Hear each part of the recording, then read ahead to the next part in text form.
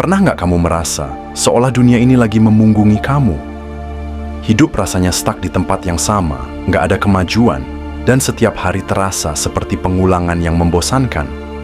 Kalau iya, mungkin bukan hidupmu yang salah, tapi versi dirimu yang sudah ketinggalan zaman.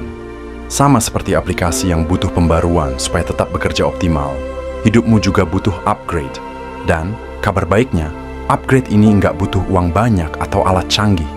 Kamu cuma perlu keberanian untuk mengganti cara berpikir dan cara melihat dirimu sendiri.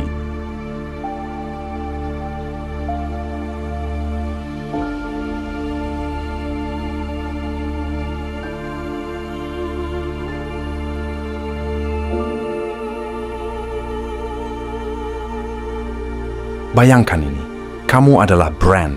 Ya, seperti produk terkenal yang semua orang tahu. Setiap perkataan, pilihan, dan bahkan cara kamu menatap dunia, itu adalah iklan untuk diri kamu sendiri. Pertanyaannya, kamu sedang membangun brand seperti apa? Apakah brand yang powerful, penuh wibawa, dan dihargai?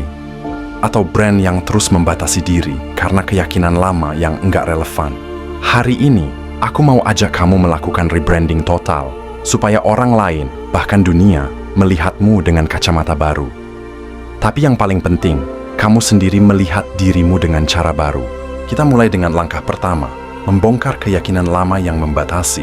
Tanpa sadar, kita semua punya suara kecil di kepala. Suara ini seringkali cerewet banget. Aku nggak cukup pinter, aku nggak sekeren orang lain. Kalau aku sukses, nanti pasti kesepian. Padahal, keyakinan ini seperti virus di software otak kita. Kecil, tapi bikin kinerja hidup kita lemot.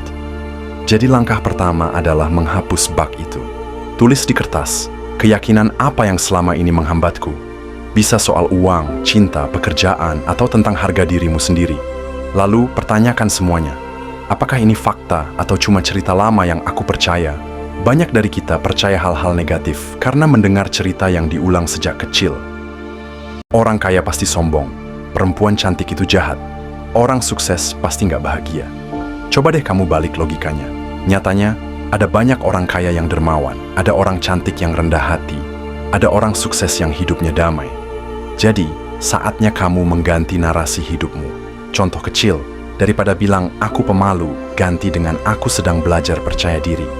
Daripada bilang aku nggak berbakat, ubah jadi aku terus belajar menemukan kekuatanku. Satu kalimat sederhana bisa jadi awal transformasi besar. Langkah kedua, latih imajinasi untuk melihat masa depan dengan jelas. Nah, ini bukan halu, tapi visualisasi strategis.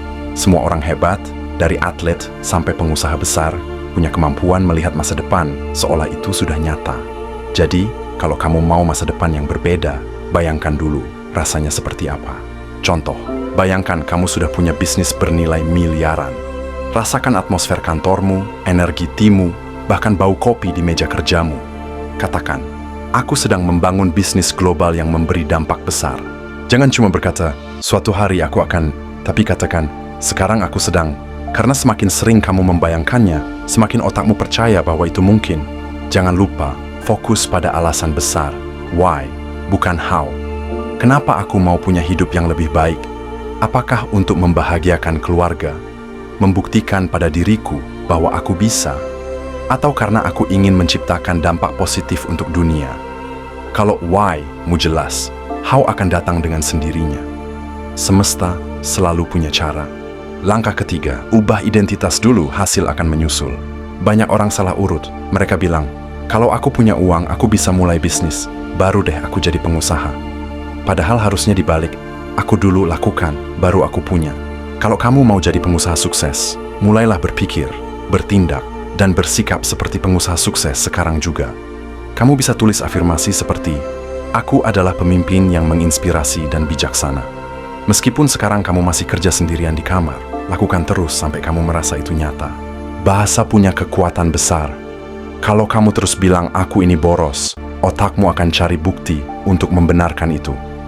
Tapi kalau kamu mulai bilang, aku sekarang belajar mengelola uang dengan bijak, otakmu juga akan mencari cara supaya identitas baru itu nyata.